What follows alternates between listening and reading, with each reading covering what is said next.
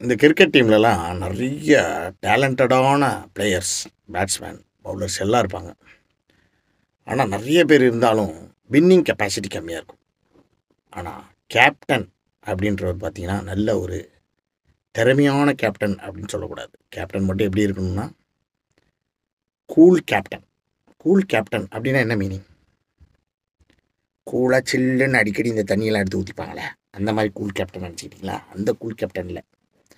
அதாவது எந்த ஒரு இதுலேயும் டென்ஷனை மைண்டுக்குள்ளே ஏற்றிக்காமல் அப்படியே ரிலாக்ஸாக அப்படியே ரிலாக்ஸாக இருப்பாங்க. எதையும் போட்டு மைண்டில் பெருசாக பதட்டங்கள் இருந்தாலும் பதட்டத்தை மேனேஜ் பண்ணுற கெப்பாசிட்டி அவங்களுக்கு இருக்கும்.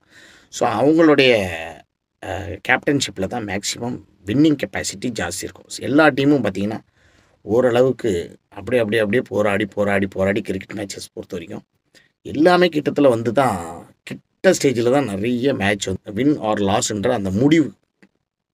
ஸோ அது வந்து கிட்டத்தில் தான் தெரியும்.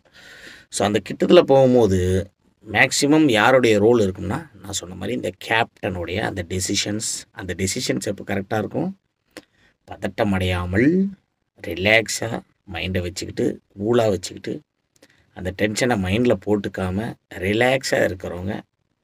அப்போ எப்படி அது அவங்களுக்கு அந்த கேரக்டர் வருதுன்னா, நிறைய அனுபவங்கள் இல்லை, அவங்களுடைய இயற்கையாகவே மனசில் ஒரு மெடிடேஷன், ரொம்ப குழப்பிக்காமல் டென்ஷன் ஆகாமல் இருக்கிறவங்க.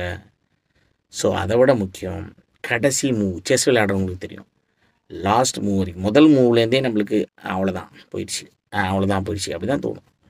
கேமும் சரி, செஸ் கேமும் சரி, வாழ்க்கையும் சரி, ஒரு படி எடுத்து வைக்கும் போதும் ஒவ்வொன்றுத்துலேயும் அது அவ்வளோதான் முடிஞ்சிச்சு, இனிமேல் இதுக்கு மேலே நம்ம எங்கே பண்ணுறது, வேலைக்கு ஆகாது, அடுத்த வேலையை பார்ப்போம் அப்படி தோணும். அடுத்து ஒரு பிஸ்னஸ் ஆரம்பித்தோம்னா இதெல்லாம் சரிப்பட்டு வராது, அடுத்து ஏதாவது ஒரு வேலைக்கு போனோம்னா அங்கே போய் ஏதாவது டென்ஷன் ஆச்சு, இதெல்லாம் வேலைக்கு ஆகாது, இப்படியே நம்ம வேணாம் அடுத்ததுன்னு போயிட்டே இருந்தோம்னா எதுலேயுமே நம்ம நிரந்தரமாக இருந்து ஜெயிக்க முடியாது என்பதற்கு ஒரு சிறுகதை இல்லை, இது ஒரு பெரிய கதை, அதை விட பெரிய வரலாறு என்றும் சொல்லலாம். ஸோ இது ஒரு இன்ட்ரெஸ்டிங் ஸ்டோரி ஒன்று இருக்குது. இந்த தத்துவத்தை நம்ம அதாவது கடைசி முடிவு வரைக்கும் நான் போராடி தான் ஜெயிக்கணும் அப்படின்ற ஒரு மனநிலை இருக்கிறவங்களால தான் ரொம்ப தூரத்தை பயணம் பண்ண முடியும். பெரிய பெரிய ஜாம்பவங்களாக இருந்தால் கூட அந்த கடைசி வரைக்கும் போராடுற அந்த கெப்பாசிட்டி இல்லை அப்படின்ற ஒரு சூழ்நிலையில் எப்போவாது ஒரு சின்ன, அதாவது எப்போதுமே அதே நினைப்பில் இருந்தாலும் ஒரு குறிப்பிட்ட அந்த டைமில் சரி அவ்வளோதான் இனிமேல் என்ன பண்ணுறது அப்படின்னு விட்டுட்டோம்னா அந்த இடத்துல நம்மளுக்கு வந்து டோட்டல் நம்ம லைஃபோடைய தோல்வியை அந்த ஒரு செகண்டு நம்மளுக்கு கொண்டு வரக்கூடிய அந்த சூழ்நிலை உருவாயிடும். அப்படின்றதுக்கு ஒரு எக்ஸாம்பிள் தான் நெப்போலியன் அப்படின்னு ஒரு ஃப்ரெஞ்சு ரெவல்யூஷன் அப்படின்றத கேள்விப்பட்டிருப்பீங்க. பயங்கரமான ஒரு புரட்சி நடந்த ஒரு அந்த காலகட்டத்தில் வர்றவர் தான் இந்த நெப்போலியன். ஃப்ரெஞ்ச் எம்பரர் அப்படின்னு பேர் எடுத்து பயங்கரமான ஒரு விஷயம் உள்ளவர். போர் தந்திரங்கள்லையும் சரி கமாண்டராக இருக்கார். அவர் 1769 அந்த வருஷத்தில் அவர் பிறக்கிறாரு. ஆகஸ்ட் 15 நம்மளுடைய சுதந்திர தின அந்த டைமில் ஞாபகம் இருக்குது. இதெல்லாம் அதனால் சொல்லிக்கிட்டே இருக்க, ஒப்பிச்சு மறக்கிறதில்ல, கடன்னு சொல்லிடணும். அப்புறம் அவருடைய முடிவு பார்த்திங்கன்னா எந்த வருஷம் முடியுதுன்னா 1821 வருடம் வந்து ஒரு இறக்குறாரு. மே மாதம் நினைக்கிறேன். அப்புறம் தெரியுங்களா, கொஞ்சம் நேரம் அப்படி சிரித்து பேசணுன்னா மறந்து போச்சு. ஸோ அதேமாதிரி நடுவில் அவர் வந்து ஆட்சி செய்கிற அந்த காலகட்டங்கள் பயங்கரமான பொற்கால ஆட்சின்னு சொல்லுவாங்க இல்லையா, அந்த ஆட்சி வந்து 1804 1814 வரைக்கும் அந்த 10 வருடங்கள் அவருடைய இது பயங்கரமான ஆட்சியாக இருக்குது. அதுக்கு முன்னாடி அவர் ஃப்ரெஞ்ச் படைகளில் வந்து கமாண்டராகவும் பெரிய பெரிய பதவியிலையும் ஸ்டெப்பாக வளர்ந்து வராரு. ஸோ இதெல்லாம் அவருடைய ஹிஸ்ட்ரி.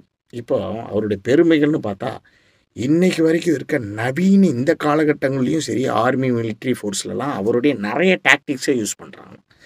அதாவது எப்படி வந்து ஏதாவது ஒரு இடத்துல பயங்கரமாக மாட்டிக்கிட்டால் தப்பிச்சு வெளியே வருது, எப்படி ஒரு இதை அட்டாக் பண்ணி உள்ளே போக முடியாத ஒரு இடத்துக்குள்ளே எதிரிகள் படைகள் இருக்க இடத்துக்குள்ளே நம்ம எப்படி பூர்றது. ஸோ இந்த மாதிரி நிறைய டாக்டிக்ஸில் பயங்கரமான விஷயங்கள்லாம் அவர் பயங்கரமாக வச்சுருந்துருக்காரு அந்த காலத்தில். அதை இன்னும் எடுத்து அதை யூஸ் பண்ணாங்கன்னா அப்போ எவ்வளோ பெரிய பயங்கரமான ஆளுன்னு பாருங்கள். ஆனால் அவருக்கு ஒரு சர்க்கிள் நடக்குது. அந்த சர்க்கிள் எப்படி இருக்குன்னு பாருங்கள். அந்த ஸ்டோரியை கேட்டிங்கன்னா நீங்களே மிரண்டு போயிட்டு ஆச்சரியப்படுவீர்கள். ஸோ இதே மாதிரி என்ன ஆச்சுன்னா அவருடைய வார்ஸ் கால்குலேட் பண்ணி பார்த்தீங்கன்னா த்ரூ அவுட் எல்லா யூரோப்பியன் கண்ட்ரீஸ்லேயும் மேக்ஸிமம் நிறைய யூரோப்பியன் கண்ட்ரிஸ் எல்லாத்துலேயும் அவர் கால் வச்சுருக்காரு. படைகளை கொண்டு போயிருக்காரு. போய் அதை ஆக்கிரமிக்கணும் பிடிக்கணுன்ற அந்த இதோடு போயிட்டு அந்த பேட்டிலெல்லாம் வின் பண்ணியிருக்காரு. ரஷ்யா மாஸ்கோ வரைக்கும் போயிருக்காரு. இந்த பக்கம் எஜிப்ட் வரைக்கும் வந்திருக்காரு. ஸோ மொத்தமாக அந்த யூரோப்பியன் கண்ட்ரி ஃபுல்லாக இவருடைய ஆளுமைக்கு கீழ் வர்ற அளவுக்கு அவருடைய படைபலமும் அவருடைய டாக்டிக்ஸும் இருக்குது. ஸோ இது ஒரு குறிப்பிட்ட ஸ்டேஜ் வரும்போது எல்லாத்துக்கும் ஒரு எண்டுன்னு ஒன்று இருக்கும் இல்லையா, அந்த முடிவு காலம் வரும்போது சில எதிரிகள் படைகளால் ரஷ்யா, இங்கிலாந்து இந்த மாதிரி சொல்கிறாங்க, யூகே இந்த மாதிரி விஷயங்கள் சில நாடுகளுடைய அட்டாக்கால் இவரால் தாங்க முடியாமல் ஒரு குறிப்பிட்ட ஸ்டேஜில் தோல்வி அடைஞ்சு இவர் வெளியே வர்ற சூழ்நிலை வருது. மாட்டி கைதாகிறாரு. ஆனாலும் மறுபடியும் அவர் தப்பிச்சு வெளியே வர்றாரு. அதுதான் பெரிய அந்த டாக்டிக் தான் இது. எப்படி டோட்டலாக வந்து அவரை அடைச்சி வச்சாலும் ஒரு தனித்தீவில் அடைச்சி வச்சாலும் வர்றாரு. அதே மாதிரி 2-3 தடவை வந்து திருப்பி வந்து அந்த நாட்டுக்கு ஃப்ரான்ஸுக்குள்ளே வந்து மறுபடியும் அந்த நாடை வந்து ஒரு தலைமை இருக்கிறாரு.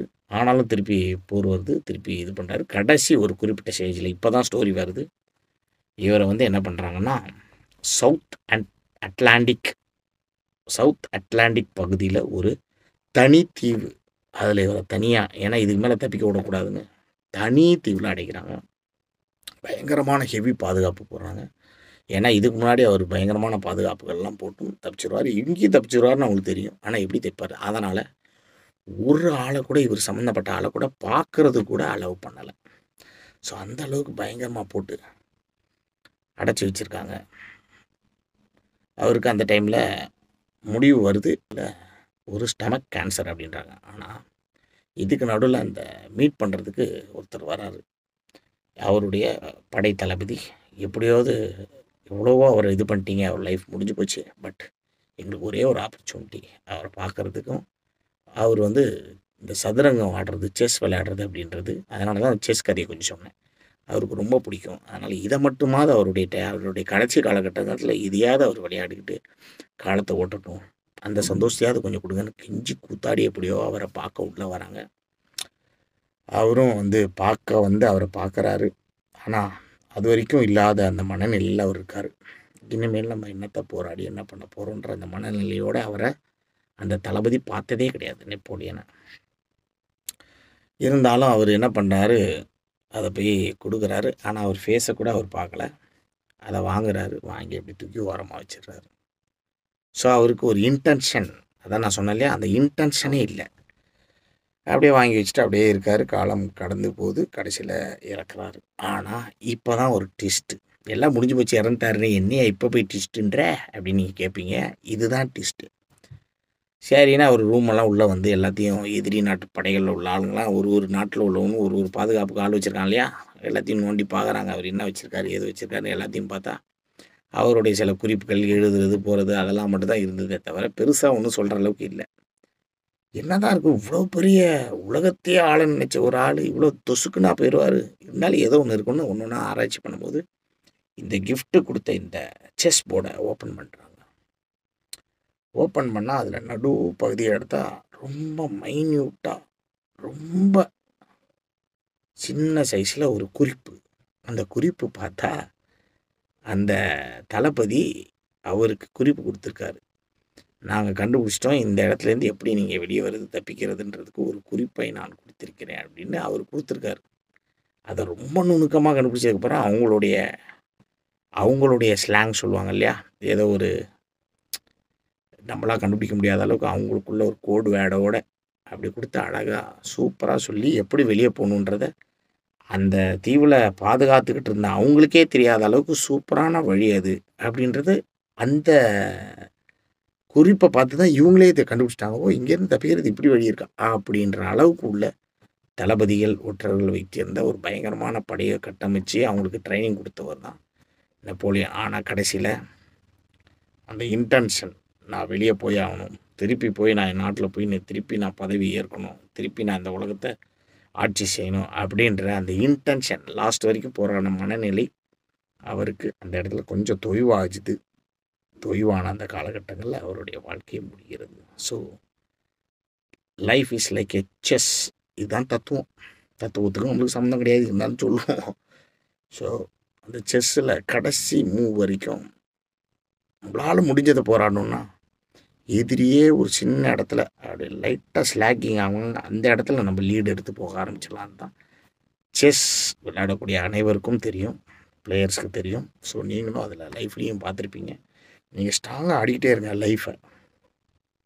Life is a play ground. ஒரு அத்லட் ஆகணும்னு நினச்சிட்டோம், கிரவுண்டில் இறங்கிட்டோம், ஓட ஆரம்பிச்சிட்டோம், அப்புறம் எல்லோரும் ஜெயிக்கிட்டோம், நம்ம அப்படியே விட்டு கொடுக்கலாம் அப்படின்னு நினச்சா அத்லட்டாக வர முடியுமா? ஓட்டக்காரனாக வர முடியுமா? ரன்னராக வர முடியுமா? ரன்னராக வரணும்னா நம்ம கப்பு எடுக்கணும்னா ஓடி தான் ஆகணும், முன்னாடி தான் ஓடி ஆகணும். எல்லோரும் போக ஜெயிங்க அப்படின்னு விட்டு கொடுத்துட்டு கடைசியில் ஓட முடியாது. ஏன்னா நம்ம இருக்கிறது களம். வாழ்க்கை என்பது ஒரு ரன்னிங் ரேஸ் மாதிரி, களம் என்பது இந்த உலகம். களத்துக்குள்ளே இறங்கிட்டோம், ஓட ஆரம்பிச்சிட்டோம், யார் முன்னாடி போகிறாங்களோ அவங்களுக்கு தான் கப்பு அப்படின்றத இதுலேருந்து தெரிஞ்சிருப்பீங்க. நன்றி, வணக்கம்.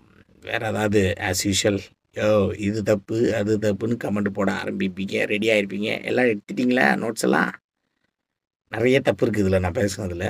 ஆனால் தத்துவத்தை மட்டும் பிடிச்சிங்க, தப்பு பிடிச்சிக்காதீங்க. முடிஞ்ச அளவுக்கு கமெண்ட்டை போடுங்க பார்ப்போம். அண்ணா அதுக்கு ரிப்ளை கொடுக்குறேன். ரெடியாக இருக்கேன், நான் ரெடி. நீங்கள் ரெடியா? நன்றி.